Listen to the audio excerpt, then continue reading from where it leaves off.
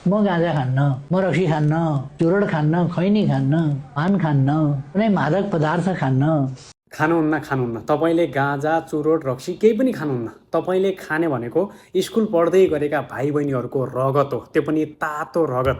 त्यति मात्र होइन, तपाईँले खाने भनेको गिरिबन्धु टी स्टेटको 10,000 करोडभन्दा बढी हो होइन। तपाईँले खानुहुन्न रक्सी चुरोट गाँजा केही खानुहुन्न। तपाईँले खाने भनेको विदेशमा मरिमरि पठाएको रेमिटान्स हो, खानुहुन्न। तपाईँले खानुहुन्न सुनबाट आएको कमिसन, तस्करीबाट आएको कमिसन हो, खानुहुन्न। तपाईँले ठुल्ठुला जति पनि काण्ड भएका छन् ती काण्डबाट आएको कमिसन खाने हो तपाईँले। कहाँ तपाईँले सुर्ती खाने, कहाँ भोला चुरोट गाँजा यहाँतिर लाग्ने नै होइन नि। तपाईँ त अलि स्पेसल मान्छे हो एमालेको। तपाईँले त खतरा खानुहुन्छ, राम्रो राम्रो चिज खानुहुन्छ।